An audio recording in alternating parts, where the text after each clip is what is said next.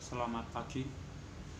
Saat ini saya akan melanjutkan membaca Injil Matius, yaitu dari Matius 22 ayatnya yang 23. Pertanyaan orang Saduki tentang kebangkitan.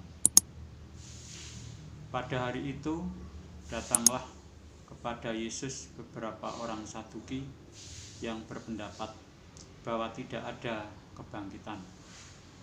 Mereka bertanya kepadanya, "Guru, Musa mengatakan bahwa jika seorang mati dengan tiada meninggalkan anak, saudaranya harus kawin dengan istrinya itu dan membangkitkan keturunan bagi saudaranya itu.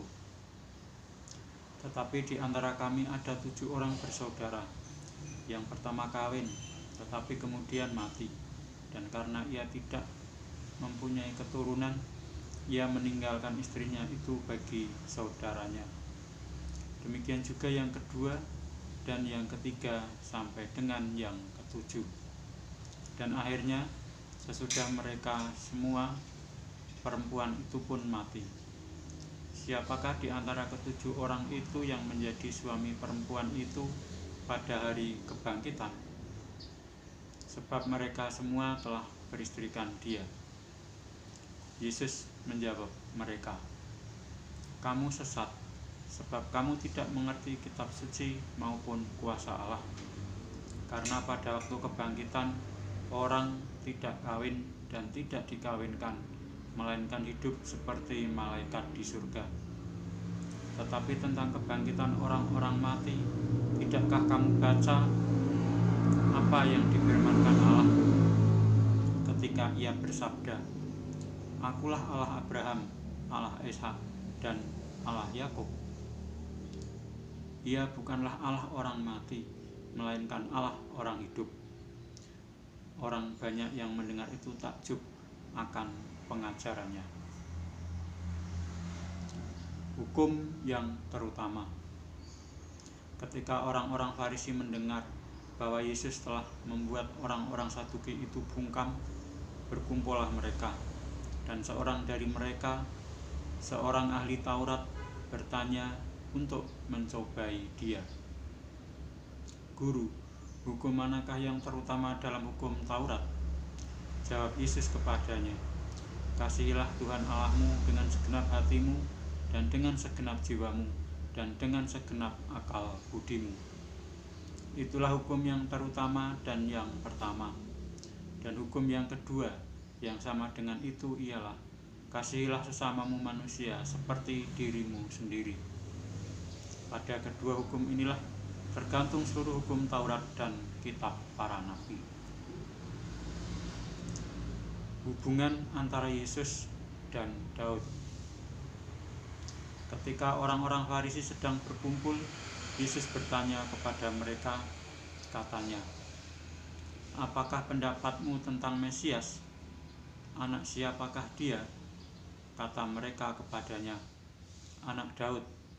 Katanya kepada mereka, "Jika demikian, bagaimanakah Daud oleh pimpinan roh dapat menyebut dia tuannya ketika ia berkata, 'Tuhan telah berfirman kepada Tuanku, duduklah di sebelah kananku, sampai musuh-musuhmu kutaruh di bawah kakimu.'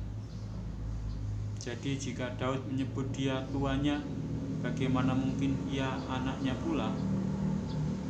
Tidak ada seorang pun yang dapat menjawabnya, dan sejak hari itu tidak ada seorang pun juga yang berani menanyakan sesuatu kepadanya. Saya lanjutkan membaca Injil Matius yang ke-23. Yesus mengecam ahli-ahli Taurat dan orang-orang Farisi. Maka berkatalah Yesus kepada orang banyak dan kepada murid-muridnya, katanya, "Ahli-ahli Taurat dan orang-orang Farisi telah menduduki kursi Musa. Sebab itu turutilah dan lakukanlah segala sesuatu yang mereka ajarkan kepadamu. Tetapi janganlah kamu turuti perbuatan-perbuatan mereka, karena mereka mengajarkannya tetapi tidak melakukannya. Mereka mengikat beban-beban berat lalu meletakkannya di atas bahu orang, tetapi mereka sendiri tidak mau menyentuhnya. Semua pekerjaan yang mereka lakukan hanya dimaksud supaya dilihat orang. Mereka memakai tali sembahyang yang lebar dan jubah yang panjang. Mereka suka duduk di tempat terhormat dalam pertemuan dan di tempat terdepan di rumah ibadat. Mereka suka menerima penghormatan di pasar dan suka dipanggil rabi. Tetapi kamu, janganlah kamu disebut rabi, karena hanya satu rabimu, dan kamu semua adalah saudara. Dan janganlah kamu menyebut siapapun bapa di bumi ini, karena hanya satu bapamu, yaitu Dia yang di surga. Janganlah pula kamu disebut pemimpin, karena hanya satu pemimpinmu, yaitu Mesias. Barang siapa terbesar di antara kamu, hendaklah ia menjadi pelayanmu. Dan barang siapa meninggikan diri, ia akan direndahkan. Dan barang siapa merendahkan diri, ia akan ditinggikan. Celakalah kamu, hai ahli-ahli Taurat dan orang-orang Farisi, hai kamu orang-orang munafik, karena kamu menutup pintu-pintu kerajaan surga di depan orang. Sebab kamu sendiri tidak masuk, dan kamu merintangi mereka yang berusaha untuk masuk. Celakalah kamu, hai ahli-ahli Taurat dan orang-orang Farisi, hai kamu orang-orang munafik, sebab kamu menelan rumah janda-janda, sedang kamu mengelabui mata orang dengan doa yang panjang-panjang. Sebab itu kamu pasti akan menerima hukuman yang lebih berat. Celakalah kamu, hai ahli-ahli Taurat dan orang-orang Farisi, hai kamu orang-orang munafik, sebab kamu mengarungi lautan dan menjelajah daratan untuk mentobatkan satu orang saja menjadi penganut agamamu, dan sesudah ia bertobat, kamu menjadikan dia orang neraka yang 2 kali lebih jahat daripada kamu sendiri. Celakalah kamu, hai pemimpin-pemimpin buta yang berkata, bersumpah demi bait suci, sumpah itu tidak sah, tetapi bersumpah demi emas bait suci, sumpah itu mengikat. Hai kamu orang-orang bodoh dan orang-orang buta, apakah yang lebih penting, emas atau bait suci yang menguduskan emas itu? Bersumpah demi mezbah, sumpah itu tidak sah, tetapi bersumpah demi persembahan yang ada di atasnya, sumpah itu mengikat. Hai kamu orang-orang buta, apakah yang lebih penting, persembahan atau mezbah yang menguduskan persembahan itu? Karena itu, barang siapa bersumpah demi mezbah, ia bersumpah demi mezbah dan juga demi segala sesuatu yang terletak di atasnya. Dan barang siapa bersumpah demi bait suci, ia bersumpah demi bait suci dan juga demi Dia yang diam di situ. Dan barang siapa bersumpah demi surga, ia bersumpah demi tahta Allah dan juga demi Dia yang bersemayam di atasnya. Celakalah kamu, hai ahli-ahli Taurat dan orang-orang Farisi, hai kamu orang-orang munafik, sebab persepuluhan dari selasih, adas manis, dan jintan kamu bayar, tetapi yang terpenting dalam hukum Taurat kamu abaikan, yaitu keadilan dan belas kasihan dan kesetiaan. Yang satu harus dilakukan dan yang lain jangan diabaikan. Hai kamu pemimpin-pemimpin buta, nyamuk kamu tapiskan dari dalam minumanmu, tetapi unta yang di dalamnya kamu telan. Celakalah kamu, hai ahli-ahli Taurat dan orang-orang Farisi, hai kamu orang-orang munafik, sebab cawan dan pinggan kamu bersihkan sebelah luarnya, tetapi sebelah dalamnya penuh rampasan dan kerakusan. Hai orang Farisi yang buta, bersihkanlah dahulu sebelah dalam cawan itu, maka sebelah luarnya juga akan bersih. Celakalah kamu, hai ahli-ahli Taurat dan orang-orang Farisi, hai kamu orang-orang munafik, sebab kamu sama seperti kuburan yang dilabur putih, yang sebelah luarnya memang bersih tampaknya, tetapi yang sebelah dalamnya penuh tulang belulang dan berbagai jenis kotoran.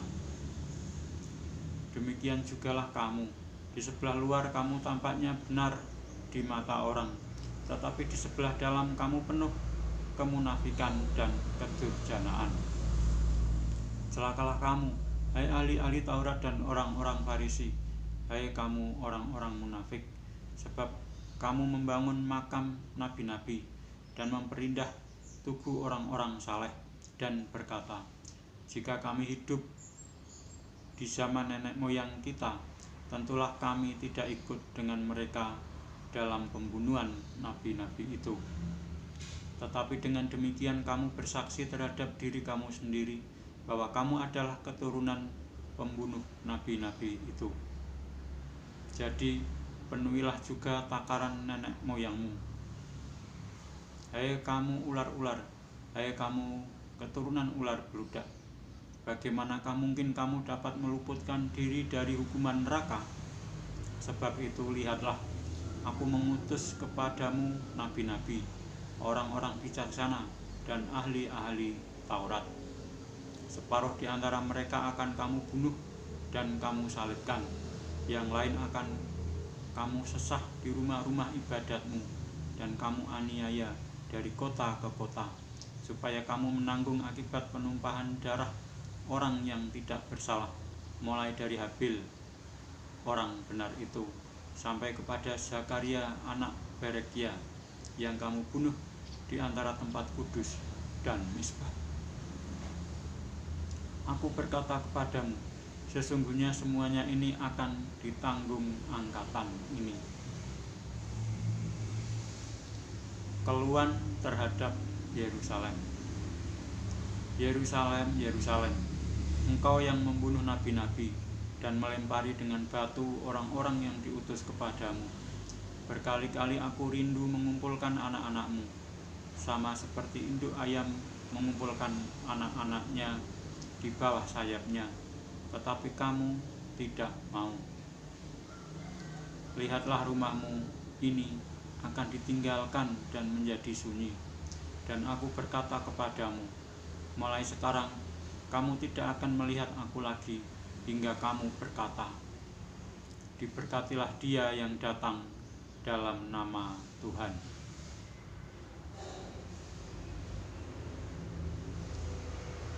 Saya lanjutkan membaca Injil Matius 24. Bait Allah akan diruntuhkan. Sesudah itu Yesus keluar dari bait Allah lalu pergi. Maka datanglah murid-muridnya dan menunjuk kepada bangunan-bangunan bait Allah.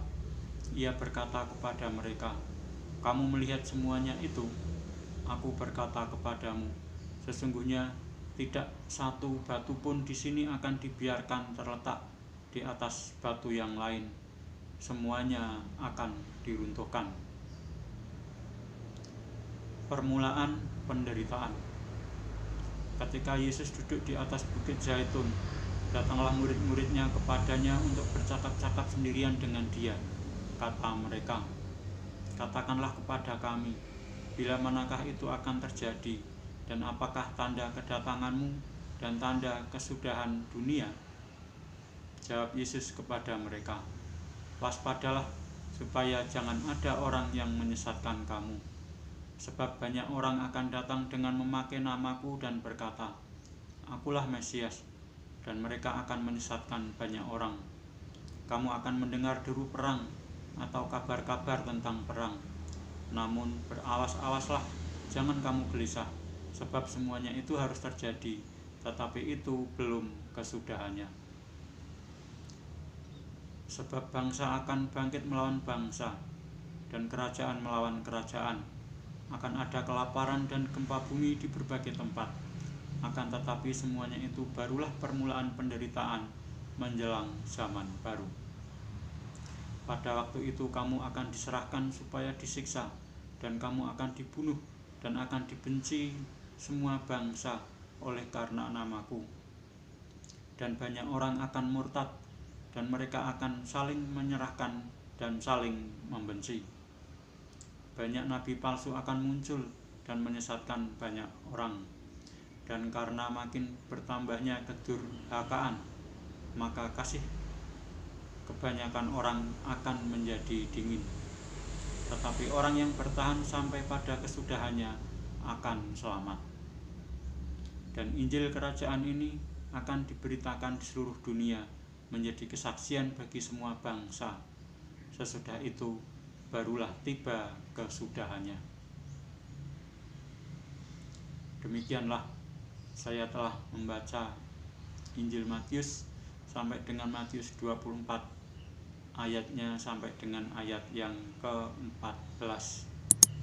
Dan saya akan melanjutkan membaca Injil Matius 24 mulai ayat 15 tentang siksaan yang berat dan Mesias-Mesias palsu pada kesempatan berikutnya. Sekian, terima kasih.